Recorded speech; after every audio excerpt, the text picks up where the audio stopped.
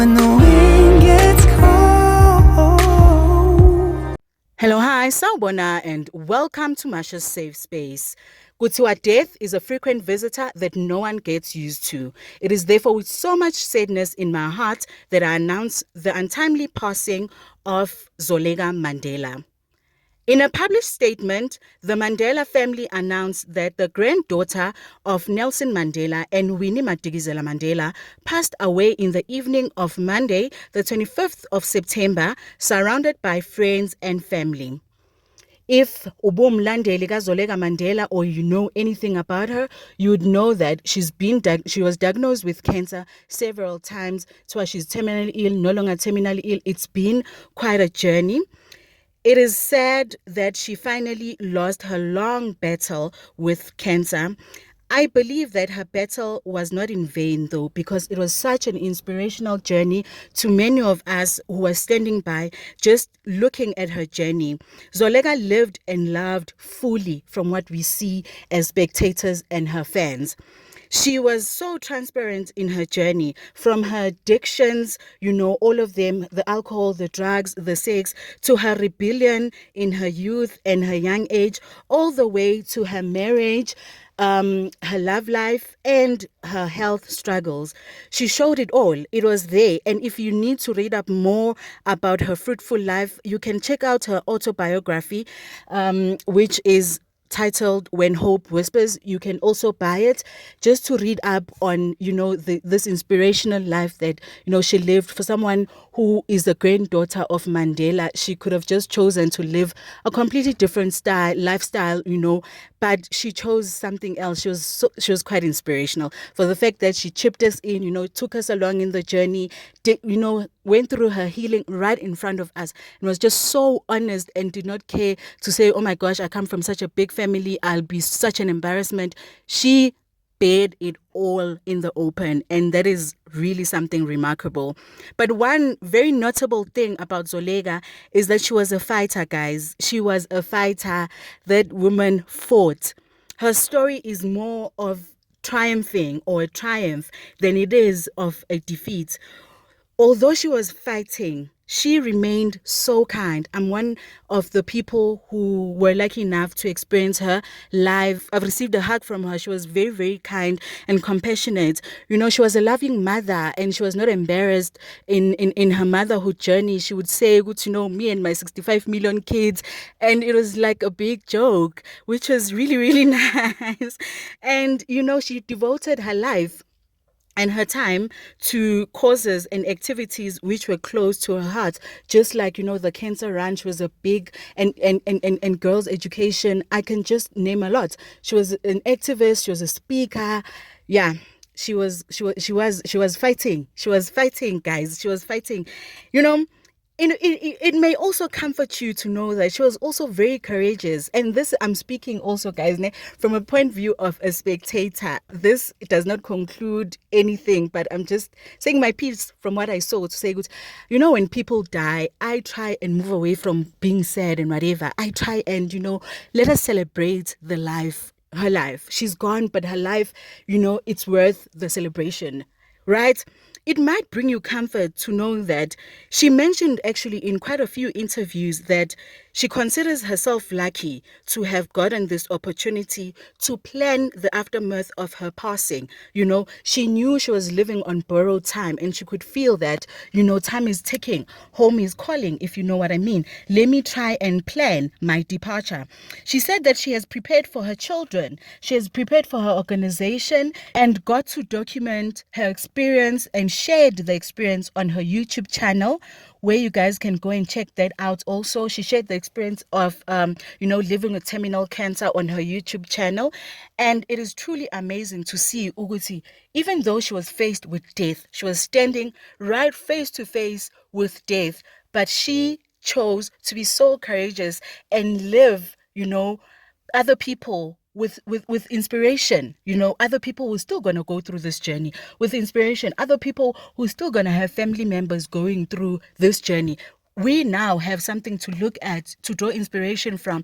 We can now have suggestions as to know, oh, it's okay. So if I see my mother going through that, oh, Zoleka went through something like that. So it must be, a side effect. It must come with the cancer, something that might help us through the journey. Because one thing about life, guys, you can't guarantee anything. So if a person can leave bits and pieces of their struggle as, something to hold on to when you are going through the same struggle, that is something truly, truly remarkable. Because cancer is taxing financially, emotionally. Cancer is just something else. Imagine having the strength to think of other people. Think, oh, let me record this for these people. And not from a point of, I'm such a victim, come help me. No, but from like such a victorious perspective and such a triumph, what you call attitude. Ah man.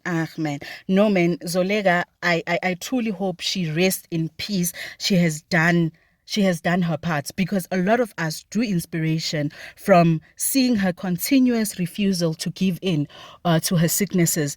We drew wisdom from her lived experiences, to ukuthi wazi ukuthi drugs don't take you nowhere. No matter who you are, no matter whose child you are, drugs won't take you anywhere. Alcohol won't take you anywhere.